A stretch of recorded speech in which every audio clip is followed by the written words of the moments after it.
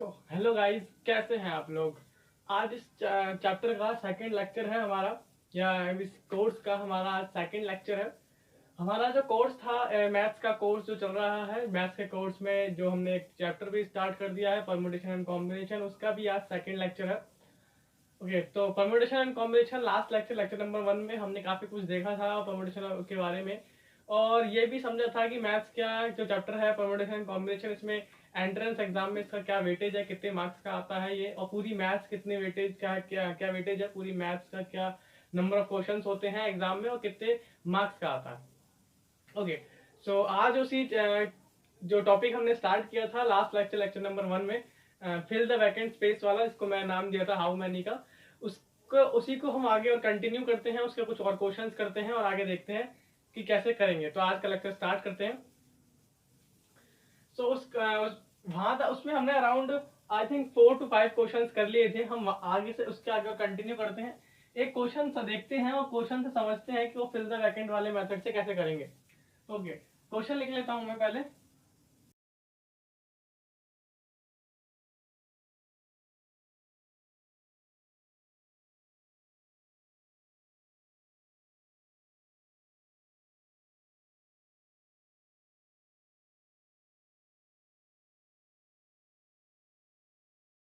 Okay guys, मैंने question लिख लिया है। क्वेश्चन है how many veg 4 digit number can be formed using the digit 0 1 2 3 4 without repetition, या फिर रिपीटेशन नॉट अलाउड। यहाँ तक क्वेश्चन आपने किया हुआ है, लास्ट लेक्चर में हमने क्वेश्चन यहाँ तक देखे थे कि यहाँ तक अगर कोई क्वेश्चन इतना है तो उसे कैसे सॉल्व करते हैं। लेकिन अब की बार इन्होंने क्वेश्चन को थोड़ा सा और डिफिकल्टी लेवल थोड़ा सा और बढ़ा दिया है। क्वेश्चन में एक कंडीशन और ऐड कर दी है। कंडीशन बोला है in such that even places occupied by even digits and odd places occupied by odd digits. यानी इवन प्लेसेस पे हमेशा क्या आने चाहिए, और इवन डिजिट्स ही आने चाहिए, और ऑड प्लेसेस पे हमेशा ऑड डिजिट्स ही आने चाहिए। तो कैसे करते हैं, जैसे कि हमने सारे क्वेश्चंस करे हैं फिल द वैकेंट वाले मेथड से, उसको उसी तरीके से करते हैं। पहले 4 डिजिट का नाम नंबर है तो हम क्या करेंगे, 4 फिल द वैकेंट यानी 4 वैकेंट स्पेस बना लेंगे। अच्छा, बनाने के बाद बोला है repetition is not allowed, repetition allowed नहीं है, इसका मतलब हमने एक नंबर जो यूज कर लिया दोबारा नहीं कर सकते। टोटल हमारे पास कितने नंबर्स हैं, हमारे पास 1 2 3 4 5 नंबर्स हैं। लेकिन पहले डिजिट पहले प्लेस पे 0 नहीं लिख सकते, ये मैं लास्ट लेक्चर में भी आपको समझाया था। 0 इसलिए नहीं लिख सकते, अगर हम यहाँ पे 0 लिखेंगे तो डिजिट जो होगा 4 डिजिट का नंबर जो है वो 3 डिजिट का हो जाएगा। ओके, तो यहाँ पे 0 नहीं आएगा, यहाँ पे 1 2 3 4 में से कोई एक नंबर आएगा, यानी हमारे पास 4 वेज है। अच्छा, एक और चीज पे जो कंडीशन, ये तो 4 वेज हो गए। ओके, इसके लिए कितने होंगे, इसके लिए 0 अब की बार इंक्लूड हो जाएगा, पहले 0 एक्सक्लूड कर रखा था हमने, अब 0 इंक्लूड हो जाएगा, यानी फिर से कितने वेज आएंगे, 4 वेज। क्योंकि 1 2 3 4 में से कोई एक नंबर यहाँ आ गया। अब बाकी के जो 3 बचे और साथ में 0 बचा, टोटल 4 आ गया, बाकी 3 2, क्योंकि ये क्या है, रिपीटिशन नॉट अलाउड। अगर ये क्वेश्चन यहीं तक होता तो इसका आंसर ये हो जाता। इसको हम सॉल्व कर देते तो 4 4 जा 16, 16 और 6 जा 96, यानी 96 नंबर्स आ जाते। लेकिन अगर इसको सॉल्व नहीं करना है क्योंकि क्वेश्चन इतना नहीं है, क्वेश्चन में बोला है इवन डिजिट्स पे इवन, ऑड डिजिट्स पे ऑड, या ऑड प्लेसेस पे ऑड, इवन प्लेसेस पे इवन। अच्छा, तो यानी यहाँ पर क्या आएगा, ये फिर से कर लेते हैं। हमारा क्या है, 4 फिर से कर लिया हमने, ये क्या है हमारा ऑड, और ये है हमारा इवन, ये ऑड, ये even place. Even odd places पे कितने हैं, ऑड प्लेसेस पे कौन कौन आ सकता है, हमारे ऑड प्लेसेस पे 2 ही आ सकते हैं, या तो 1 आएगा तो 3 आएगा, यानी ऑड प्लेसेस पे आने के कितने चांसेस हैं, 2। यानी एक ऑड नंबर यहाँ आ जाएगा तो अगला ऑड नंबर कहाँ आएगा, यहाँ तो आ नहीं सकता, यहाँ पे इवन ही चाहिए, कोई कंडीशन हो रही है, तो अगला इवन नंबर यहाँ आएगा। यहाँ पर एक ही ऑड नंबर आने के यहाँ पे जो चांसेस होंगे वे होंगे, नंबर ऑफ वेज कितने आ सकते हैं, वो 1 ही होगा, क्योंकि एक आ जाएगा, या तो 1 या 3 में से कोई एक आ सकता है यहाँ पे, फिर जो नेक्स्ट बचेगा वो नहीं आएगा। ऐसे हम इवन की बात करें तो इवन हमारे पास कितने नंबर्स हैं, तो 0 2 4, 3 नंबर्स हैं इवन। तो इवन 0 2 4, 0 आपकी बार यहाँ आ सकता है, 2 भी आ सकता है, 4 भी आ सकता है, यहाँ पे 3 है और यहाँ पे 2 है। इसको मल्टीप्लाई कर देंगे, जब इसको मल्टीप्लाई करेंगे तो 2 3 6, 6 1 6, 6 2 12, तो टोटल कितने होंगे, टोटल नंबर्स जो होंगे वो होंगे हमारे 12 नंबर्स। यानी इस वाले क्वेश्चन का आंसर क्या है हमारे पास, 12 नंबर्स ऐसे हैं जो ये कंडीशन फॉलो कर रहे हैं, इवन प्लेसेस पे इवन डिजिट, ऑड प्लेसेस पे ऑड डिजिट्स। ये नंबर्स हैं 4 डिजिट के नंबर्स। तो ये इसका आंसर था 12 नंबर्स। ओके, क्वेश्चन में क्या करते हैं, थोड़ा सा चेंज करते हैं। क्वेश्चन में चेंज ये क्या करते हैं, अब की बार रिपीटिशन नॉट अलाउड थी, अब की बार रिपीटिशन अलाउड कर देते हैं। क्वेश्चन में क्या कर दिया हमने, चेंज कर दिया थोड़ा सा, रिपीटिशन अलाउड हो गई। क्वेश्चन जो था हमारा फर्स्ट था इस लेक्चर का, ये सेकंड हो जाएगा। ये सेकंड क्वेश्चन हो गया रिपीटिशन अलाउड। अब कैसे होगा, अब थोड़ा सा हमें जगह चाहिए तो हम यहाँ कर लेते हैं। फिर से वही 4 प्लेसेस करेंगे। ये इवन है, ये ऑड है, ये इवन है, ये ऑड है, ये इवन है। ऑड डिजिट्स पे ऑड ही रखने हैं, लेकिन रिपीटिशन अलाउड है, रिपीट कर सकते हैं। ऑड कितने हैं, 1 और 3, यानी 2 डिजिट्स यहाँ पे आएंगे और 2 डिजिट्स यहाँ पे आएंगे, क्योंकि रिपीटिशन अलाउड है। जो नंबर आपने यहाँ यूज करें वो यहाँ भी डिजिट्स यूज कर सकते हो, repetition is allowed. Even number कितने हैं हमारे पास, 3 है, तो यहाँ भी 3 आएंगे, यहाँ भी 3 आएंगे। मल्टीप्लाई कर दो, आपका आंसर आ जाएगा 2 3 6, 2 3 6, 6 3 36। टोटल 36 नंबर्स आएंगे इस वाले क्वेश्चन के, अगर रिपीटिशन अलाउड होगी। अगर रिपीटिशन अलाउड नहीं है तो सिर्फ 12 नंबर्स आएंगे। सो ये वाला क्वेश्चन कुछ इस तरीके से था। अब देखते हैं एक नया क्वेश्चन देखते हैं, और कैसे वो कैसे करेंगे वो भी देखते हैं। इसे मैं इरेज कर देता हूँ।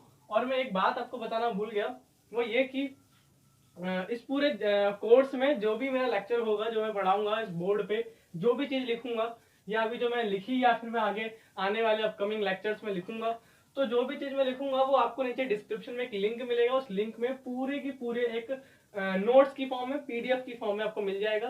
तो अभी आप अगर सोच रहे हो कि मैंने इरेज कर दिया और आप अपनी कॉपी में नोट्स बना रहे थे, तो वो नोट्स अभी मत बनाइए, वहां से कॉपी कर लीजिएगा। अभी बस वीडियो देखिए, लेक्चर देखिए और फोकस कीजिए कंसेप्ट समझने पे, फिर बाकी आप क्वेश्चन तो खुद भी कर लेंगे। ओके, मैं इरेज कर देता हूँ, नेक्स्ट क्वेश्चन देखते हैं। कर दिया क्वेश्चन को, अब मैं इस क्वेश्चन में थोड़ा सा और चेंजेस कर रहा हूँ। ये क्वेश्चन नंबर 2 था, ये क्वेश्चन नंबर 3 हो जाएगा हमारा, क्योंकि मैं थोड़े से चेंजेस कर रहा हूँ, क्वेश्चन नया बनाने की कोशिश कर रहा हूँ। दूसरा, how many veg 4 digit numbers which is divisible by 4। ये चेंज हुआ है, अब की बार कंडीशन चेंज कर दी मैंने, which is divisible by 4 can be formed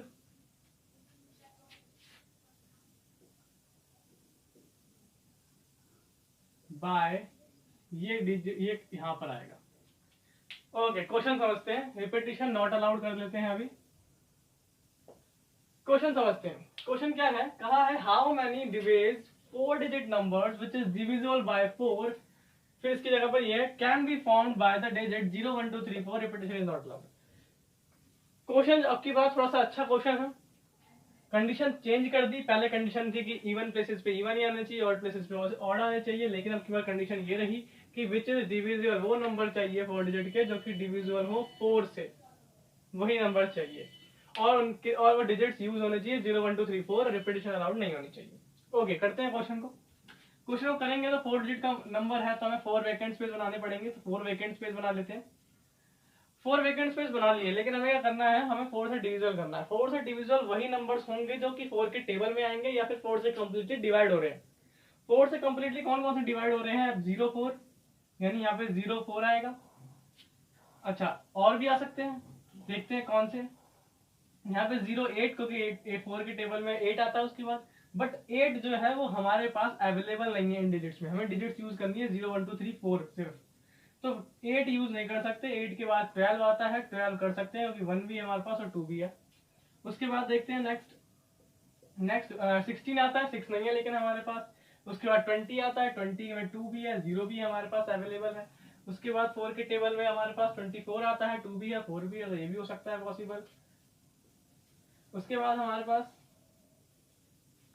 24 के बाद क्या आ सकता है, 28 आ सकता है, लेकिन 28 में 8 नहीं है तो 8 नहीं कर सकते। 28 का 32 आता है, तो यहाँ पे 32 आ जाएगा, क्योंकि 3 भी है और 2 भी है। 32 के बाद 36 आता है, लेकिन 6 और 6 नहीं है, क्योंकि 6 यहाँ पर है तो वो पॉसिबल नहीं है। उसके बाद 40 आता है, और 44 के बाद 44 आता है। 44 रिपीटिशन अलाउड नहीं है, इसलिए 44 यूज नहीं कर सकते। उसके बाद 48 आता है, और 8 पॉसिबल नहीं है, उसका कोई नंबर नहीं आएगा।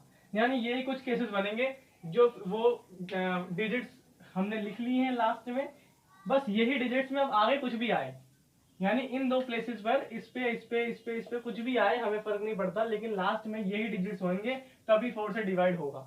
ओके, तो अब हमारा जो क्वेश्चन है वो 4 डिजिट से रहकर 2 डिजिट का हो गया है। यानी क्वेश्चन के लिए बस ये 2 डिजिट्स ही बचे हैं, क्वेश्चन के लिए हमारे पास सिर्फ 2 डिजिट्स बचे हैं। यानी हम इन 2 डिजिट्स यानी जो वेकेंट स्पेस थे वो ऑलरेडी फिल्ड है, हमें क्या करना है, सिर्फ 2 ही स्पेस को फिल करना है। ओके, तो पहले वाले स्पेस में हम क्या कर सकते हैं, 0 तो ऑलरेडी यूज हो चुका है, 4 भी यूज हो चुका है, 0 और 4 हो चुका है यूज, बचे कितने 1 2 3 यानी 2 1 2 3। यहाँ पे कितने आ सकते हैं, 3 चांसेस आने के, यहाँ पर 2 क्योंकि रिपीटेशन अलाउड नहीं है। 1 और 2 ऑलरेडी डिजिट्स यूज हो चुके हैं, यानी 1 और 2 यूज नहीं कर सकते हम। 0 पहले नंबर पे नहीं कर सकते, बचे कितने 2 नंबर है, 3 और 4, तो यहाँ पे 2 आएगा। लेकिन अब की बात 3 भी यूज कर सकते हैं, तो यहाँ पे क्या आएगा, 2 आएगा। ओके, क्योंकि 1 और 2 यूज हो चुका है, 0 यूज नहीं हो सकता यहाँ पर पहले डिजिट पे, हमेशा बताया मैंने आपको।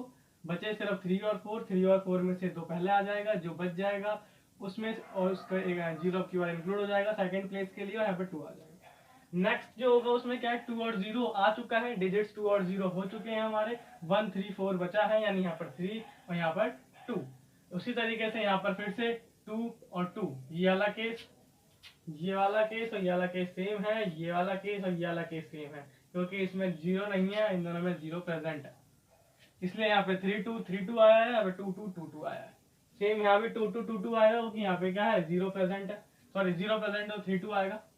कैसे आ रहा है ये बता चुका हूं मैं आपको, 0 है और 4 को हम ऑलरेडी फिक्स कर चुके हैं, इन दोनों को फिक्स कर चुके हैं, यानी 4 और 0 को फिक्स कर चुके हैं। बचे कितने, 3 डिजिट, तो 3 डिजिट आने के चांसेस है यहाँ पर। एक जब यहाँ पर आ जाएगा तीनों में से कोई एक, तो 2 ही के चांसेस बचेंगे, तो 2। वैसे ही यहाँ पर भी 2 और 2 आएगा। अब क्या करेंगे, हम मल्टीप्लाई करेंगे इनको, इसको मल्टीप्लाई नहीं करेंगे क्योंकि ये तो ऑलरेडी फिक्स कर रखे हैं डिजिट्स, और ये डिजिट्स हैं, ये नंबर ऑफ वेज नहीं है, ये डिजिट्स हैं, 0 2 0 4 1 2, ये डिजिट्स हैं, नंबर ऑफ वेज नहीं है, क्या पॉसिबिलिटीज नहीं है, वो ये हैं।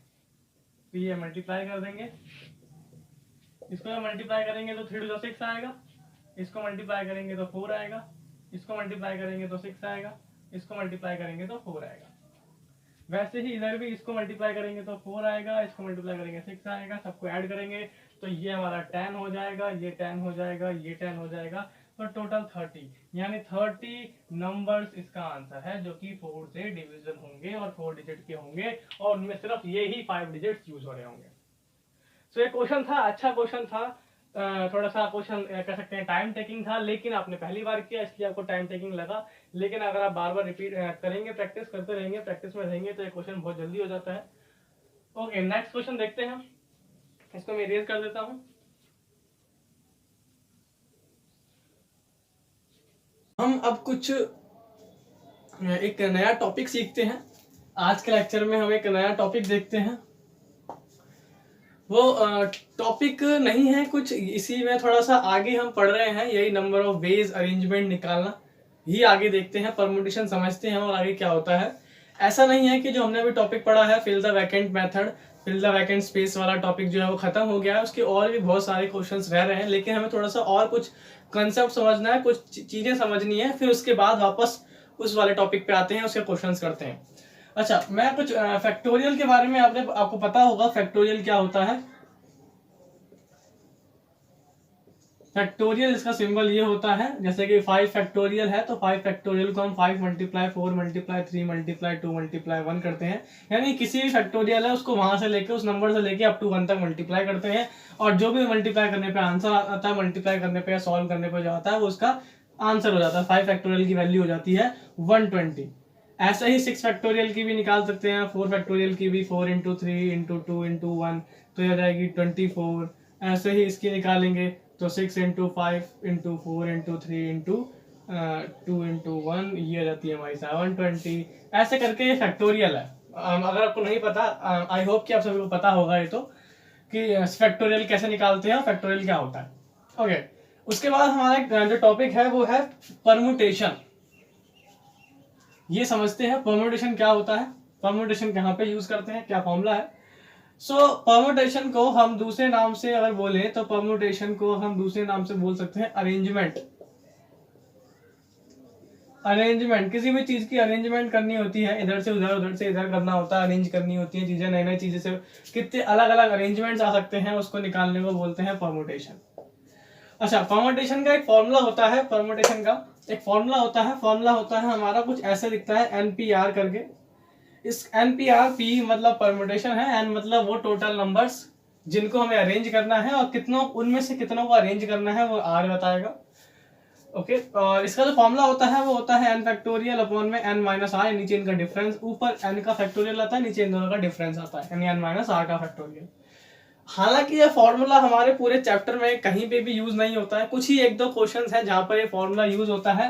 हालांकि पूरा जो हमारा टॉपिक है परम्यूटेशन एंड कॉम्बिनेशन, परम्यूटेशन का कहीं नामो निशान नहीं है, परम्यूटेशन का कोई ज्यादा आप कहें तो ज्यादा कोई इसके ऊपर कोई ज्यादा क्वेश्चंस नहीं होते, मींस कि हम क्वेश्चन जो होते हैं वो परम्यूटेशन ना बोलकर अरेंजमेंट बोलकर करते हैं, और ये फॉर्मूला जो होता है वो हम कहीं यूज नहीं करते। कुछ ही क्वेश्चंस होते हैं जिसमें हम ये फॉर्मूला यूज करते हैं, वो भी हमारे पास मजबूरी होती है क्योंकि उसमें NPR की फॉर्म में ही क्वेश्चन होता है, और N या R में से किसी एक की वैल्यू निकालनी होती है, तब हम ये फॉर्मूला यूज करते हैं। इसलिए मैं आपको ज्यादा डिटेल में नहीं बताऊंगा इस फॉर्मूले के बारे में, और बस आपको बता देते हैं कि ये टोटल नंबर्स होते हैं और उनसे कितनों को अरेंज करना है वो R की वैल्यू बताता है। ये फॉर्मूला ध्यान रखिएगा, एक फॉर्मूला है n फैक्टोरियल अपॉन में r फैक्टोरियल, ये फैक्टोरियल, ये परम्यूटेशन का फॉर्मूला होता है। अच्छा, एक क्वेश्चन देखते हैं और क्वेश्चन से समझते हैं कि फॉर्मूला कैसे लगाते हैं, कब लगाते हैं। क्वेश्चन है हमारे पास,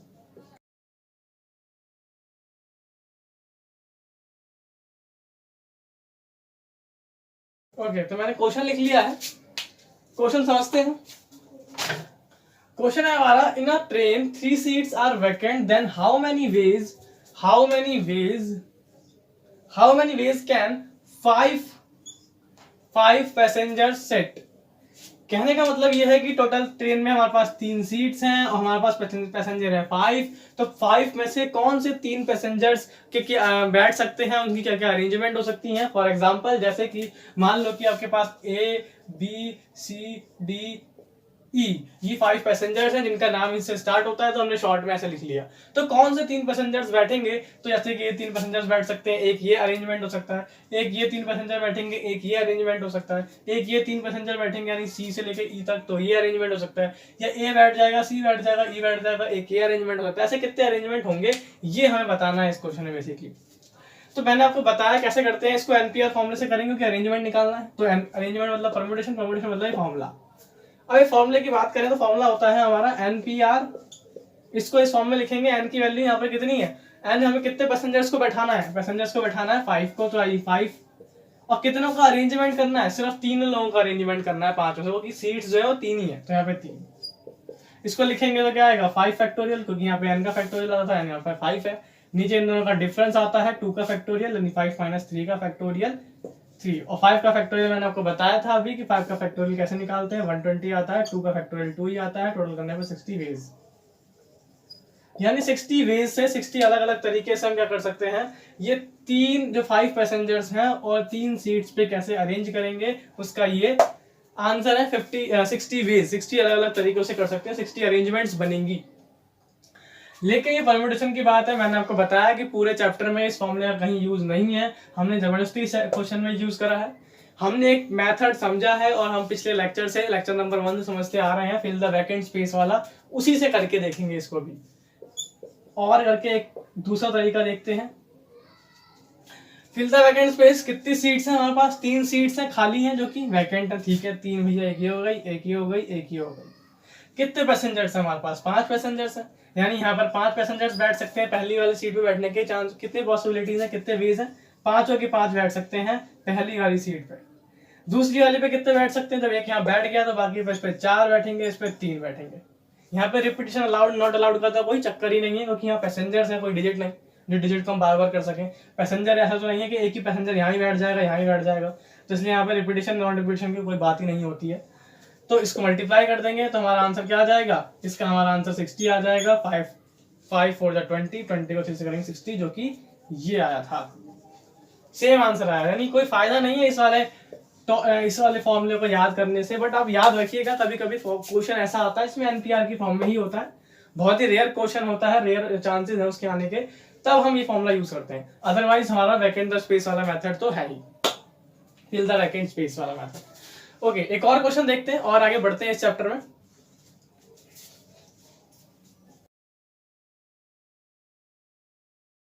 गाइस कुछ और अच्छे अच्छे क्वेश्चंस देखते हैं। मैं क्वेश्चन लिखता हूँ, नेक्स्ट क्वेश्चन, फिर आपको समझाता हूँ।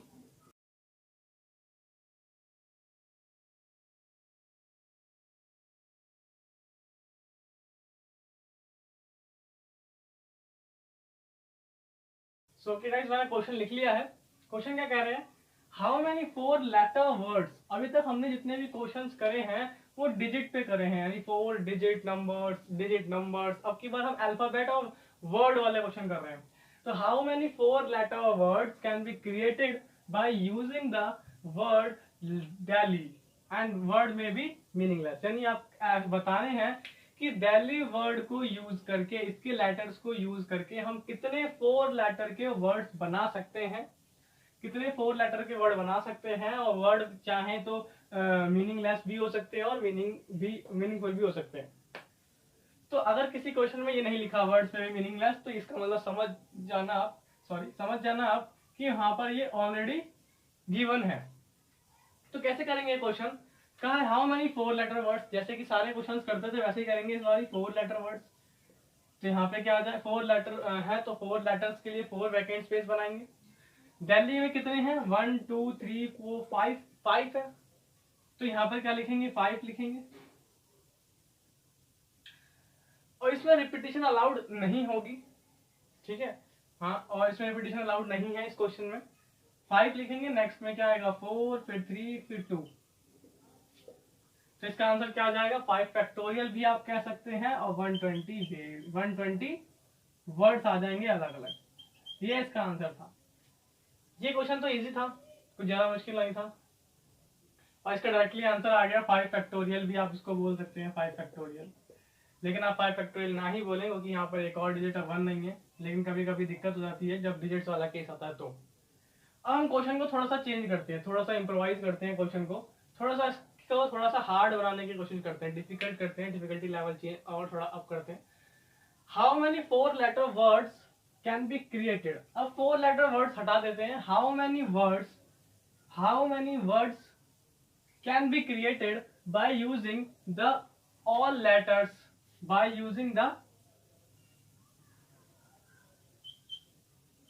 All letters. जितने भी लेटर्स हैं आपको सारे लेटर्स यूज करने हैं वर्ड दिल्ली के। तो ऐसे कितने वर्ड्स आप बना सकते हो। तो सिंपल, ऐसे क्वेश्चंस अगर आपके पास आते हैं कि आपको क्या करना है, सारे वर्ड्स का यूज, सारे लेटर्स का यूज करना है और आपको वर्ड्स बनाने हैं। कोई एक वर्ड दे दिया, दिल्ली दे दिया, इलाहाबाद दे दिया या निमसर दे दिया, कोई भी एक वर्ड दे दिया और आपको पूछा कि बताओ इससे कितने वर्ड्स बन सकते हैं। और उसमें कोई ऐसी लिमिट नहीं है कि वो 4 लेटर का होना चाहिए, 5 लेटर का होना चाहिए। अगर ऐसा कुछ नहीं दिया तो सीधा सीधा उसका आंसर आप क्या बताओगे, डायरेक्टली जल्दी से आंसर क्या आएगा कि जितने इसमें डिजिट्स होंगे, जितने इसमें लेटर, सॉरी डिजिट्स नहीं, जितने इसमें लेटर्स होंगे वो उसका आंसर आ जाएगा। जैसे अगर यहाँ दिल्ली लिखा हुआ है तो यहाँ पे 5 फैक्टोरियल हो जाएगा, उसका आंसर 120 आ जाएगा, 120 वर्ड्स आएंगे। अगर हमें मान लो दिल्ली नहीं लिखा होता, मान लो यहाँ पे निमसेट लिखा होता, निमसेट, तो निमसेट में कितने हैं, 6 बोला है। अगर कुछ नहीं बोला, कोई लिमिट नहीं दी कि 4 लेटर चूज करने हैं या 3 लेटर चूज करने हैं, कोई लिमिट नहीं है, बोले सारे लेटर्स यूज करने हैं, तो इसका मतलब यहाँ पे 1 2 3 4 5 6 है तो 6 फैक्टोरियल आ जाएगा, यानी 720 वर्ड्स बनेंगे इसमें।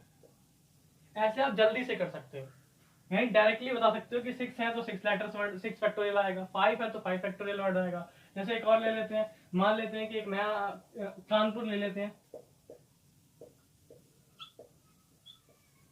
कानपुर में कितने हैं, 1 2 3 4 5 6, यहाँ भी 6 फैक्टोरियल आंसर आ जाएगा। बट इसमें एक दिक्कत क्या है, इसमें एक दिक्कत ये है कि हम इसमें क्या नहीं कर सकते। जैसे कि एक एग्जांपल लेते हैं, मुंबई में कितने लेटर्स हैं, 1 2 3 4 5 6 है, तो इसका आंसर 6 फैक्टोरियल नहीं आता है। ये थोड़ी सी इसमें दिक्कत वाली बात है कि इसमें मुंबई में 6 फैक्टोरियल इसका आंसर नहीं आता है। क्यों नहीं आता है ये हम नेक्स्ट लेक्चर में देखेंगे। सो इस लेक्चर के लिए बस इतना ही। नेक्स्ट लेक्चर में हम इस फिल द वैकेंट स्पेस वाले टॉपिक को और आगे कंटिन्यू करेंगे। और आई होप कि आपको ये परमुटेशन कॉम्बिनेशन समझ में आ रहा होगा। आज दूसरा लेक्चर भी खत्म हो गया है। So thank you guys and मिलते हैं नेक्स्ट लेक्चर में।